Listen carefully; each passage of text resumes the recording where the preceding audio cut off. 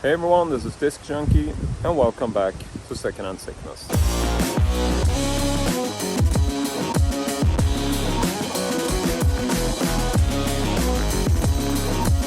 So, back at the carboot sale again. It's quite windy and breezy, but it's an absolutely great day, great weather, just not too warm, just a pretty nice feeling. So yeah, I'm a little bit late, so I'm just gonna hit the tables and yeah, you know what this is about.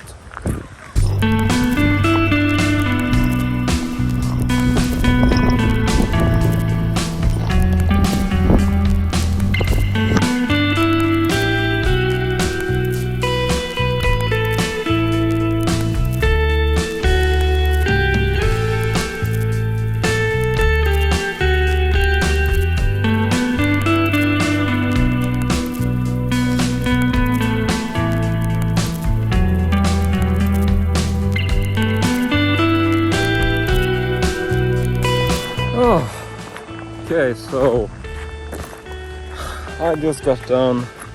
It's been an absolutely spectacular set of finds, and yeah, the weather is perfect. It's windy, breezy, and it's still warm, and it's just, yeah, I can't wait to show you the stuff that we got today, because it is a really cool batch of absolutely batshit items. Alright, so I'm back home. I got everything piled up at my table, and it's high time that we check out today's bizarre batch of finds. So the first thing I want to show you is actually a freebie, and this was the first find that I made during my trip today.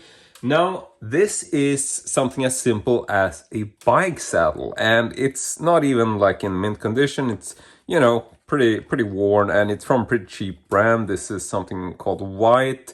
And I think this is from a bike type, which is labeled as White, which is a pretty sort of common and cheap city bike sort of thing, which, yeah, it's basically like a budget brand. And so why did I pick this up? Well, for one thing, it was free, but I'm also actually looking for a bike saddle and a saddle post, for the very simple reason that I recently acquired a BMX bike. Now, this was really unplanned and happened like a week ago, and I'm gonna get back to this in a future video, but the short story is that I just made a really good score and a really good deal on the 20-inch BMX. And so I've been looking to replace the seat post for this, and that's pretty much why I picked up this free seat post. And I'm not really sure what I'll be doing with this bike, but maybe we'll make like a separate series where I sort of modify this. I don't know, but I'm pretty sure we will return to this. So this was the first find of the day, a free bike saddle, which I may or may not use on my BMX that I recently picked up. And next up, we are going to take a look at some really odd vintage curiosities, which, I don't know, I mean, this just screams horror movie to me. And it is a very peculiar looking little, I don't know, I don't even know what this is. Is this like a clown? Or at least that's what I thought, looking at like the head. But then he has this super furry body and like these little stick hands and stick feet, and even has a tail. So I have no idea. It feels like it's a human head on like a sort of very mixed furry body, which makes no sense. So I saw this and I just felt like, okay, how much do you want for that? It's super creepy. I totally want to add this to the Texas Chainsaw Massacre room. And so we didn't want much for this. I think I paid something like 30 Swedish crowns, which is essentially €3. So that was the second find of the day. I'm gonna set this one down right here if we can stay in one place. I don't know. So at the same table, I also picked up some other little trinkets. And these were some items I've never really seen before, and it's a trio of figures, which are essentially this odd little sort of alien type characters. And actually, two of those are slightly broken. This is the only one I found which was in not in mint condition, but he's actually not got any damage to it. Now, this has 0 markings on it, so I have no clue as to what these characters are, if they are from anything or how old they are, but I thought they looked super cute, and so I figured I would actually add these to my little toy display shelf. And so the second one has a slight damage on this. It looks like all of them are meant to be holding this little thing, which I don't know what it is. It almost looks like a little bottle or something, but yeah, I have no clue. But it looks like they might be holding the same thing there. Maybe it's, I don't know if it's like a ray gun. I don't know what it is supposed to be. It just looks like a little bottle to me. So this guy has a bottle and a bag of some sort. Looks like a bag of money almost.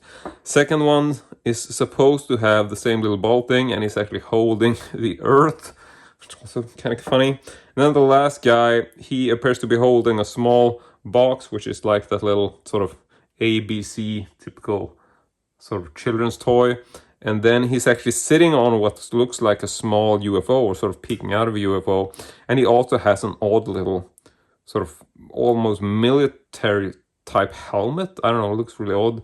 And aside from that, he's supposed to have something else, but there were essentially only a small number of these figures. He had some duplicates, but basically all of them were broken in the same kind of places, like the same arms were off. So I couldn't find anything to glue back, but I still thought that these three were really cute, and I have no idea. If anyone has ever seen these before, it would be really interesting to know where they are from, or sort of what the history is behind these, because like I said, there's absolutely no markings. I have honestly never seen these before.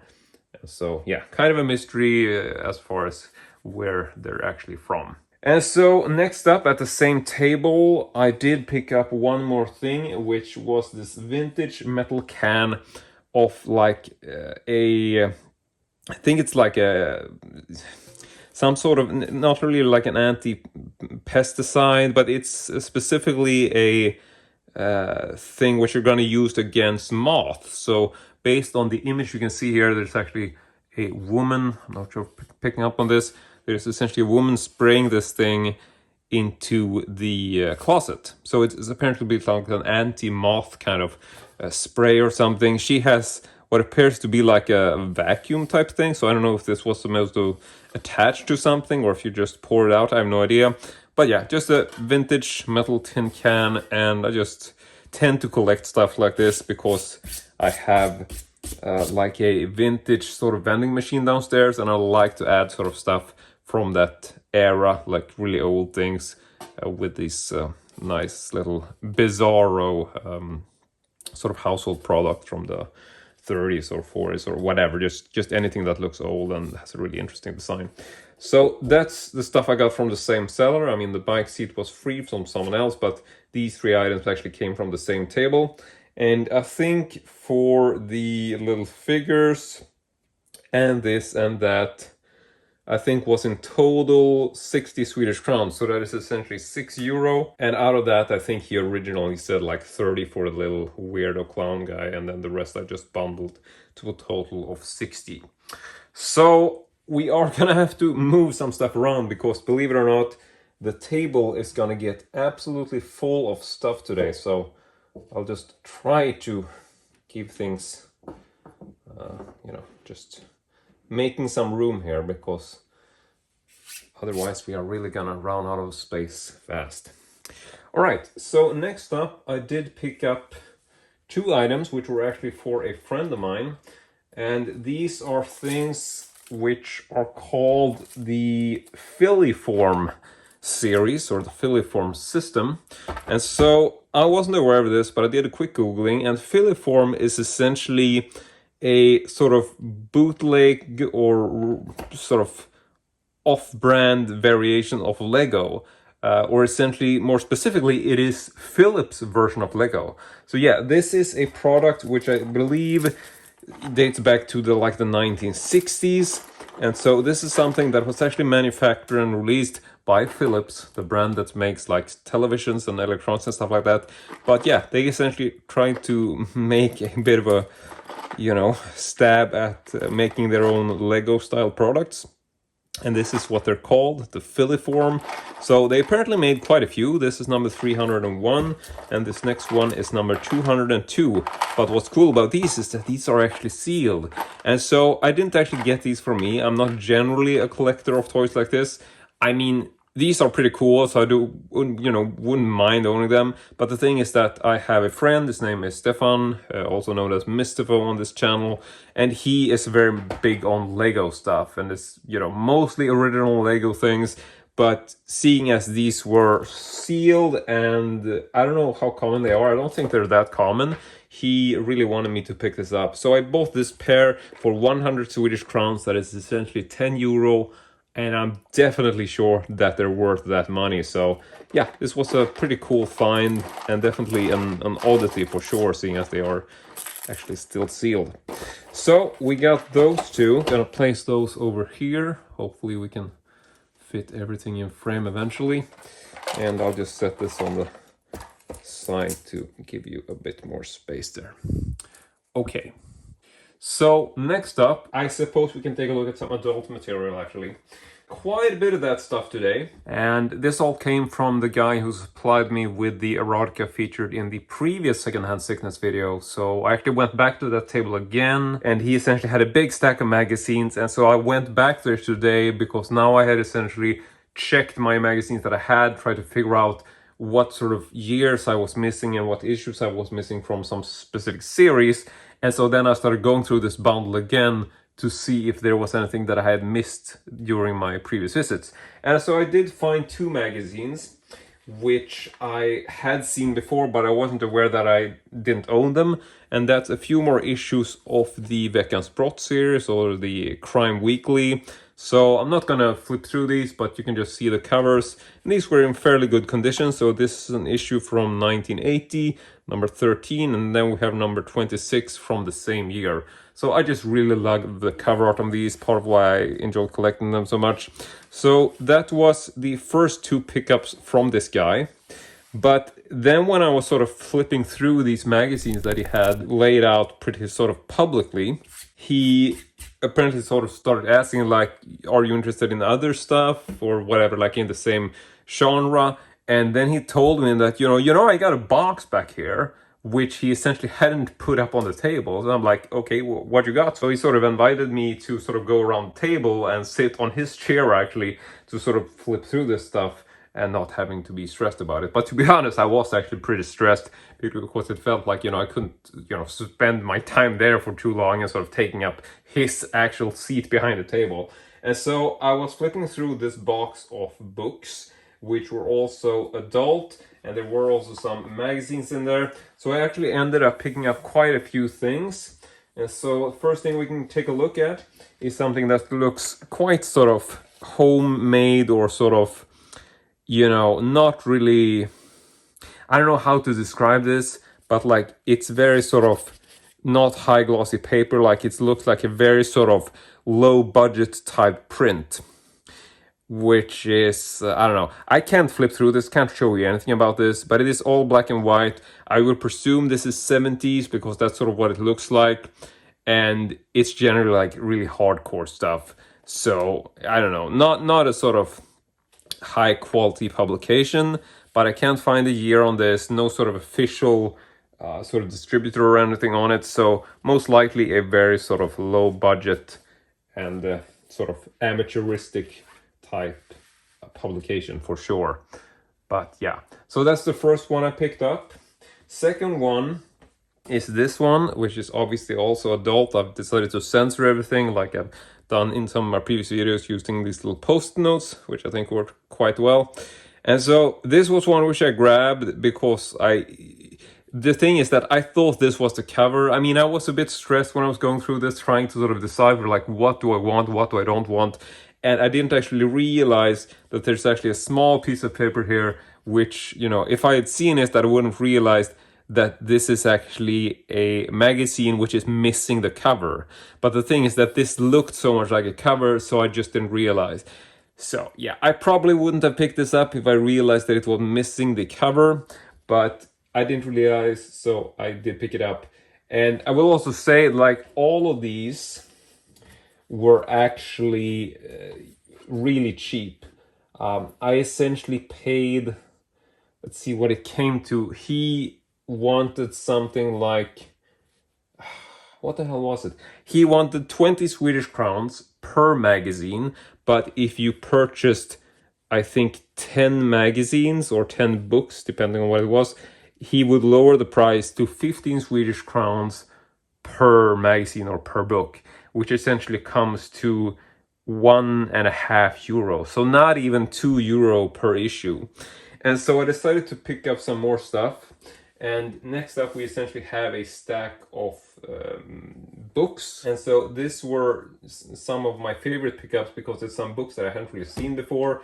These don't appear to be super unusual because, you know, I've never really seen these, but these are books which were published as a sort of bonus pocketbook style thing for a magazine series which is known as Aktuell Rapport, and this is essentially like Swedish Playboy, pretty much.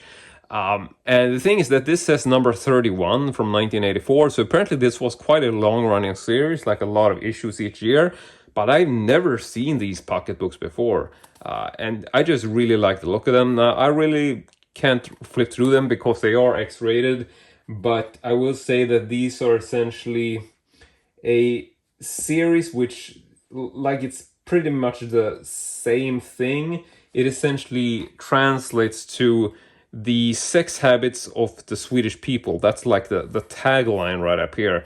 And then down here it just has like, it says personal ads, like hookup ads, or I don't know how you would translate it, but basically, yeah, basically like personal ads where you're looking for a partner or something. Like it's obviously sexual oriented. So yeah, this was the first book I picked up, but there's actually quite a few more, and they're not all from the same series. Here is one which I think is just like an erotic novel. I don't think this has any sort of photo illustrations, no. So this is just an erotic novel. It is called the see how we translate it. The Swedish title is Smygtittaren, which would be like the peeking guy or the voyeur, essentially. And so, yeah, not particularly X-rated, just an erotic novel, but I didn't have time to sort of go through them and check everything if they had photos or not. So yeah, this was just a blind sort of grab because I thought like the cover looked interesting, and I tried to sort of be quick about figuring out which ones I wanted and which ones I didn't want. So next up we have one from the Venus book series. Now I forget if I've showed something from this series before, but it is essentially a series that I do collect, which is released by a company called Obelisk. And so, yeah, I mean, they are very sort of striking in that they will always come with like this pink cover and the very sort of stylized and similar in the way they are designed. And I realized that I have actually failed in my censorship a bit. No, I didn't. Okay, it just looked like I did. Sorry. You thought there was a nipple up there, but there wasn't. I did censor things. Sorry for being confused as to if I had or not. Okay, so that's those books, and then we actually have quite a big stack of books, so I'll just bring these out and we can look through them. So first up, we have another one from the Aktuell Rapport series, also about the habits of the sexual habits of the Swedish people. So trying to figure out how we're actually going to display all these, but I guess I'll just lay this out. Next up is one from a series which is called Stop, which is like a competitive magazine essentially, which is the FIB Aktuell series, which was like very similar to Aktuell Rapport, but it was essentially just the other brand or like a competitive series, like, like sort of like Playboy or Penthouse, like, you just have the differing series or distributors. And so, see, then we have one more from the Aktuell Rapport series. Also, you can see like it's the same title. So we might sort these into like a couple different piles just to keep track of which is which. So most of them were from that specific sort of series. And I don't know like how common these were, but I mean, based on what I've seen so far, all of these are from 1984. Here's one from 1982, but like it's book number 12 from 1982. So apparently this was like a really long-running series. So I'm very confused as to how I've never come across these before. Maybe they are collectible, I really don't know. But as far as like pocketbooks in general, like this specific sort of format for erotica is something I generally would consider as collectible. I mean, I have quite a few sort of novels and erotic pocket books of this nature, and these are actually not in bad condition, so I definitely think that this was a bargain, just getting like all of these books for like one or 2 euro per books generally. So here we can also see the spines, and yeah, let's just lay these out as good as we can to get a good sort of summary. I just want you to get a general idea. Can't really put them on the side, so yeah, let's just do this. You can get, there we go. That's as good of a display as we can get. Okay, so next up we have one more thing in the erotica category, and that will be this one, which is also something which I was thinking might be missing cover. I don't really know, but it doesn't really look like it. But then again, it's quite easy that like the cover has just, you know, gotten removed and you don't really see it because it's just like these paper tacks or clips, whatever. Yeah, so obviously also hardcore erotica, a lot of photo illustrations, but that is essentially the last one in terms of the erotica that I picked up today. But like I said, all of these were just 1 to 2 euro per book or magazine, so definitely a great bundle, a lot of fun stuff to add to my erotica collection. And with that, we are going to move over to some of the last finds of the day, but these are not going to fit on the table. So we will have to move things around. Now, the first 2 things I got, and these 3 things that are left are actually from the same seller. The first 2 of which are videotapes. And these are 2 tapes from the Star Wars series. These are the 1997 special edition videotapes, which, you know, which like the 97 version where George Lucas went back and did like a lot of digital alterations. And so this is for Return of the Jedi. And then we also have the one for Empire Strikes Back. Now, these are generally not considered collectible. And I mean, I collect Star Wars tapes and whatnot, but the thing that made me pick up these specifically is because I realized that I didn't actually own these. But what's curious about this is I wasn't even aware of the fact that these existed. I mean, I probably knew, but I had forgotten or like repressed it, I don't know. Because the thing is that I own this special edition VHS box of the trilogy, which is really common. You've probably seen this like all over the world. I think this was a very sort of broad release, which essentially came out everywhere. And it's like actually quite a striking and good looking box, which essentially has these special editions. But the thing is that these all come in cardboard or these papery slipcases. And I honestly thought that that's the only way that these were ever issued. But then I picked this up and realized this is the same version, like not that movie, but you know, it's the same version of these movies, but they actually come in the small clamshell variation. So I guess I probably know this in my heart, somewhere sort of back of my mind, but I gotta be honest, like I don't, like it's really not that common to see these in clamshell variations. So I just realized there and then, like, hold on, I don't actually own these in clamshells. And so that's why I decided to pick these up, even though they're probably not super collectible. But to me, I thought it was really cool. And he only had the 2 movies. He didn't actually have the first film in the series. But even so, I was really happy to add these to the collection, seeing as I didn't actually own them. And so now we have essentially filled up the entire table. But we are still not done with the finds of today, because we have one more thing to consider. And this is actually the coolest pickup of the entire lot. And so I'm just gonna go ahead and try to... oh, what the hell. I'm just gonna have to move all of this stuff to the side a bit. So just give me a moment to sort of set things up. Alright, so I've cleared up the table a bit, and now we're gonna go ahead and check out the final pickup of the day. And this is an absolutely beautiful 1950s Nilus 8mm projector.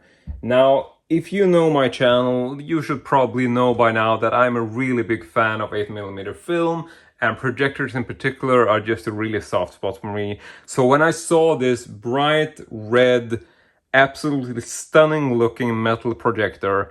I just knew I had to have it.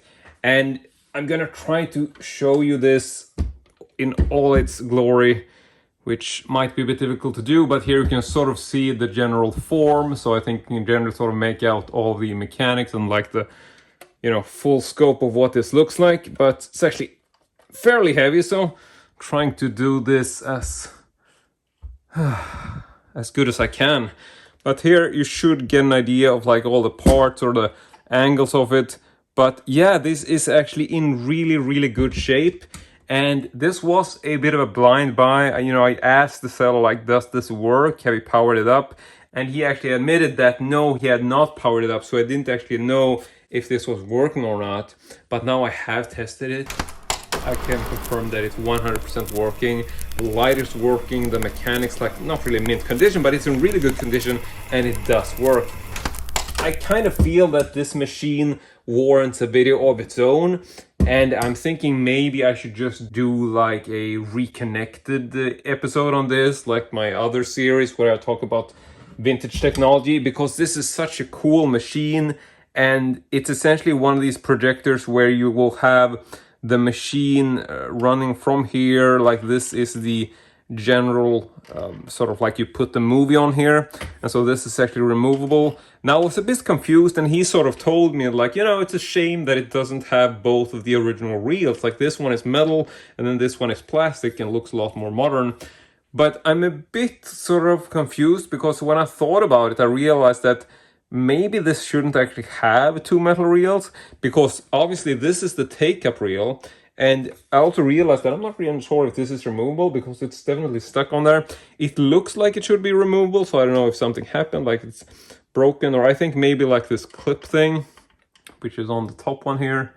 You can see that little clip. I think there's something has happened, whereas this clip has actually gone too far into the reel, so you need like a screwdriver or something to sort of dislodge it to be able to remove this. But yeah, what I was saying is that I'm not really sure if this originally came with two metal reels as part of the machine.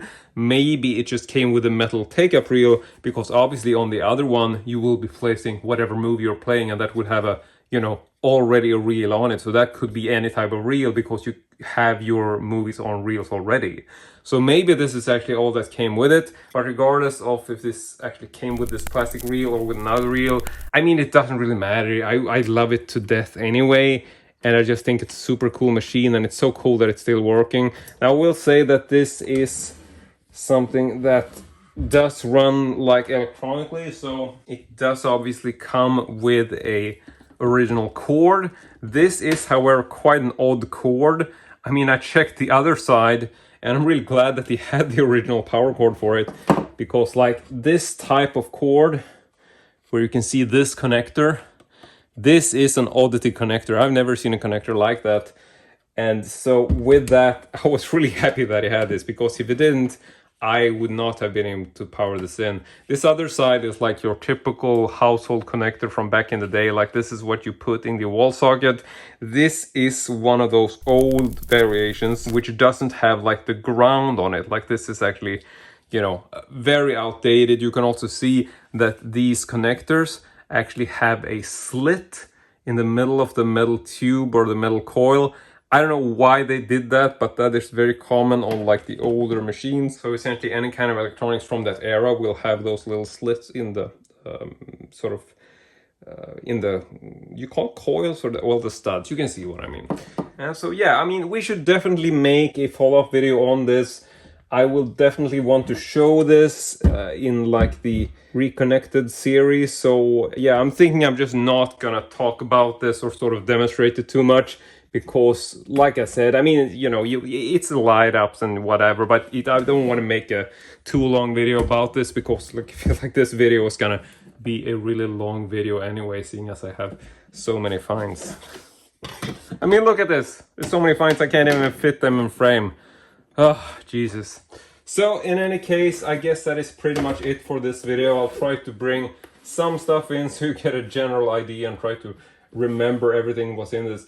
But this was an absolutely amazing lot. I mean, I got these videotapes, which are, you know, not the most expensive stuff, but with that I got a great bundle. I got the camera, I got all of the erotica, all those pocketbooks, got the bike saddle for free, I got the Philiform for my friend, you know, weirdo, crazy little furry clown man.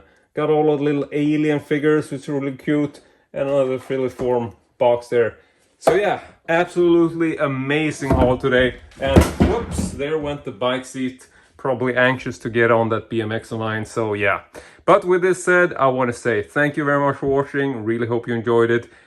And one more thing, I have to mention the price I paid for this. This was a bundle together with the videotapes, and he essentially wanted 750 Swedish crowns for this, which is essentially 75 euro. But I said that no, I'm not able to pay that much money for this, especially seeing as I didn't know if it even worked. So I told him that I'm gonna give you 500 Swedish crowns, that is essentially 50 euro for both the camera and the 2 tapes. And he said, it's yours if you pay me 600. And I told him, no, 500 is my limit. It really is my limit. And even with that, I think it's quite a high price for this. I don't know if I would generally have paid so much for a projector, but seeing as this is such an unusual projector, I mean, just the color is what's really striking about it. I mean, I own a lot of projectors. I've never seen a metal projector from this era in red. Like this, such bright, beautiful color, really striking and different looking in terms of projectors. So yeah, but I told him 500 is the limit. And he eventually just said, you know what, you'll get it for 500 together with the movies, you know, just make me get rid of it. And so that was the final pickup of the day. And that is the price for it. So happy about this. And now I want to say thank you very much for watching. Hope you enjoyed it. And as usual, hope to see you all next time.